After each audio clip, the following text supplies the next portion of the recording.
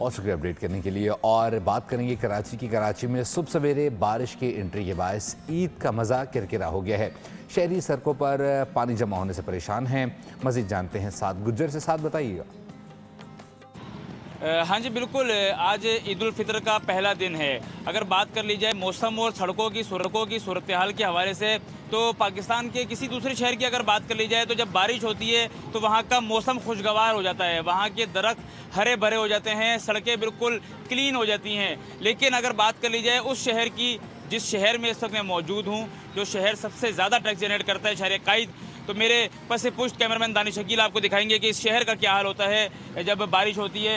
ये मैं मौजूद हूँ इस वक्त लालू खेत में, लालू खेत 10 नंबर पर, जहाँ पर आप देख सकते हैं कि तालाब का मंजर पेश करें, कितनी मुश्किल हो रही है। लोग जो है वो मोटरसाइकिल पर किस तरीके से गुजर रहे हैं, सबके जो नए कपड़े हैं वो भी ख़राब हो रहे हैं, गाड़ियाँ जो है वो बड़े बड़े गड्ढों के अंदर जा रही हैं, रक्शे परेशान हो रहे हैं।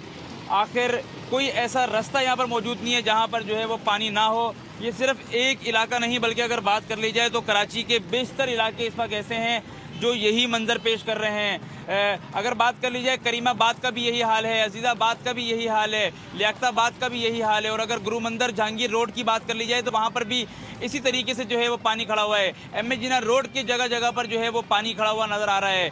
ये इस शहर के इंफ्रास्ट्रक्चर का हाल है, जहाँ पर शहरी नए कपड़े पहनकर ईद की नमाज़ पढ़ने के लिए निकले थे, लेकिन अब जब वो किसी जगह पर मुंतकिल होने की कोशिश कर रहे हैं तो उनके पाइंचे उठे हुए नज़र आ रहे हैं। लेकिन उसके बावजूद उनके जो कपड़े हैं वो गंदे इसलिए हो रहे हैं क्योंकि इतने बड़े बड़े यहाँ पर सड़कों पर जो है वो गड्ढे पड़े हुए हैं कि शहरियों की ज़िंदगी जो है वो दोबार हो चुकी है। सब्सक्राइब करें और बेल दबाएं ताकि कोई खबर रह न जाए।